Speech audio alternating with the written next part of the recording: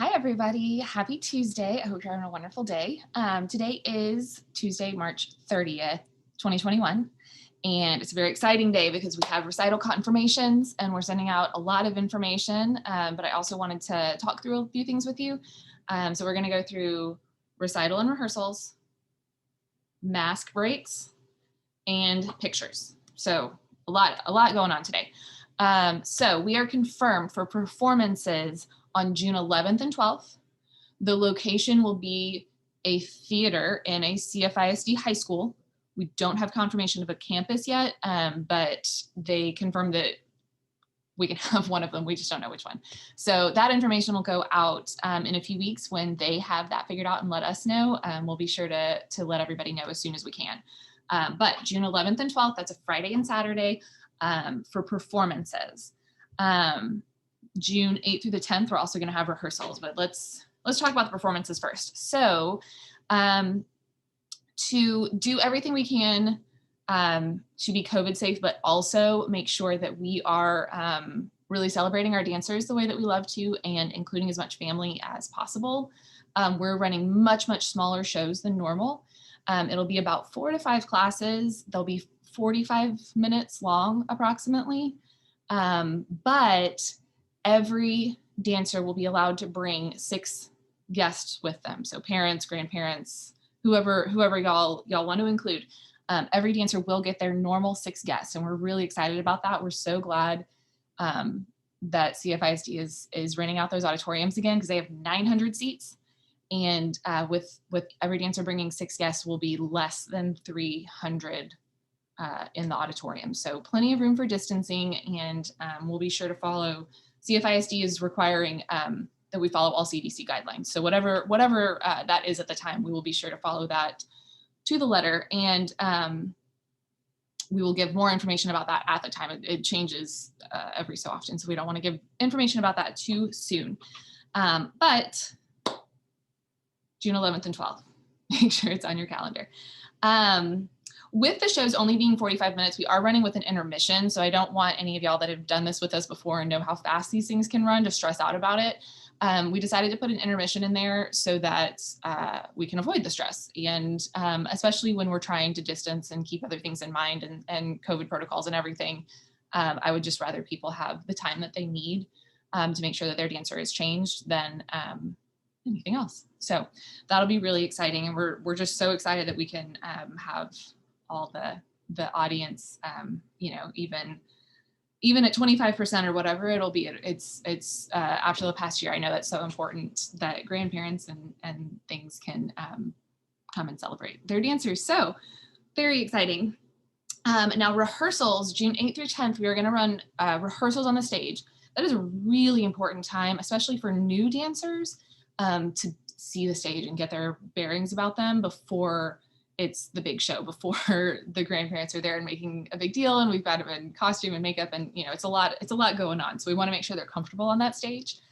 We are going to do stage rehearsal 1 class at a time this year. So each individual class will be given a day and a time to arrive at the theater that'll all be staggered so that everyone gets just 1 class at a time, gets their rehearsal on the stage. So it's a lot different than we've done in the past, but that allows us to get those kids on the stage and give them the experience they need, but it's the easiest COVID safety that we could possibly do. And that's our goal. Running so many shows, it was going to be impossible to rehearse them the way that we normally do. But this will give them the experience they need. So that means that we have to send out individual class information to each of you, and we run 80 something classes a week. So that is going to take us a little bit of time. If your dancer is performing on Friday, you will get that email tonight. If they're performing on Saturday, it will come within the next few days.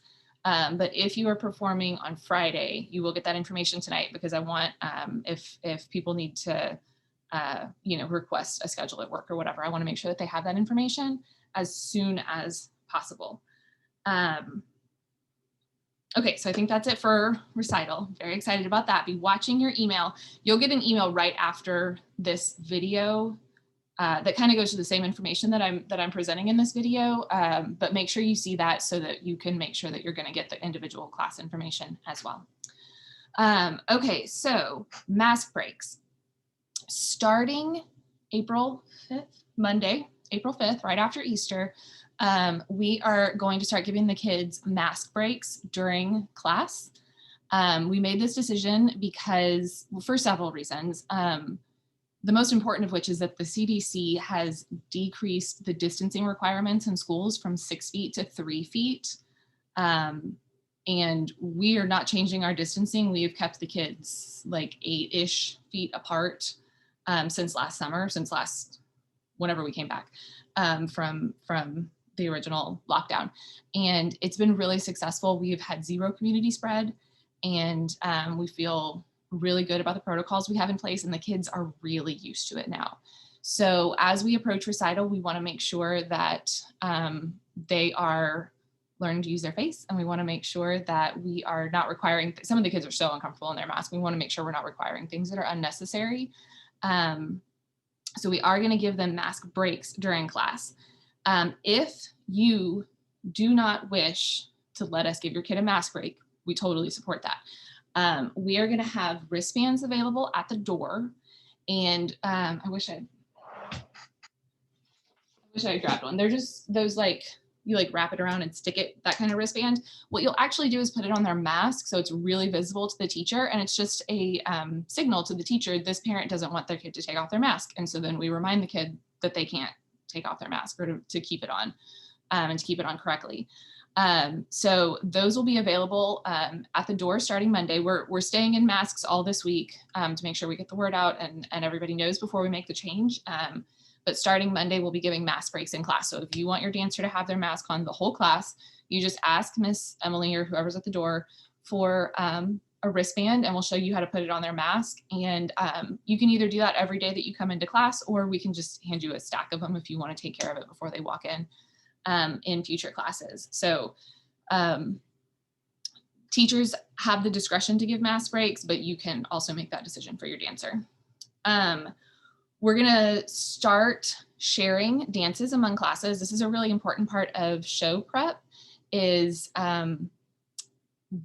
giving the kids bigger and bigger audiences and different audiences, and taking them into different classrooms in the studio so that they are used to different environments and different people in front of them. So we're gonna keep masks on when we're moving around the building. So dancers still have second grade and older, the dancers should still have their mask, wear it in the building, wear it into class, and then the teacher will decide if it's time for our mask break or not. And then if we're gonna move into another classroom, or when they're exiting the building or whatever, they'll be wearing that mask again. And parents are still required to wear masks in the building as well. We are gonna be having some more weeks where parents get to come in. We've loved having parents in the building for dress rehearsal the past few weeks. It's great to be able to share with you what we've been working on. It's really important for the dancers to be able to share with you what they've been working on. And so we'll send out text messages reminding you or letting you know that it's a week that we're gonna invite you in, and then just be available in the parking lot about 10 minutes before the end of class. And we'll let you know that it's time to come in and watch your dancer. And so that'll be really fun. That'll be good for the girls to get to show y'all more of what they've been working on. And finally, pictures. So April 13th through 15th, we are having Steve Simpson Photography is coming back to the studio, and they'll be doing individual dance pictures. These are in costume. They are completely optional. You can do anything you want with. You do not have to take pictures if you do not want to. You can take it in one costume or both costumes or 12 costumes if your child has that many. And those are paid directly to the photographer as well. So we will be sending out the order form in the email this afternoon, and you can see the information that way. And be sure to find the picture sign up link in the email, because it's a Sign Up Genius link. So you just go through, and it's every 30 minutes. We have 6 dancers signed up for pictures. And over the course of 3 days. So we have plenty of time to get everybody taken care of. If you have sisters that are just taking one costume, sign up for one time slot. If you have sisters that are going to do multiple costumes each, same 30 minutes, but use 2 slots so that so that we don't have too many people in the building at the same time. And then if you have a lot of costumes, go ahead and sign up for subsequent time slots. So you'll do three costumes at 5:30, and then the other 2 you would sign up for the 6 o'clock time slot to make sure, again, that we're moving people through the building with ease. So if you have any questions about any of that, please reply to the email this afternoon, and we can't wait to get going and keep preparing for Recital. We're really excited that everything is locked in, and we will be reaching out with more information soon. Have a great afternoon.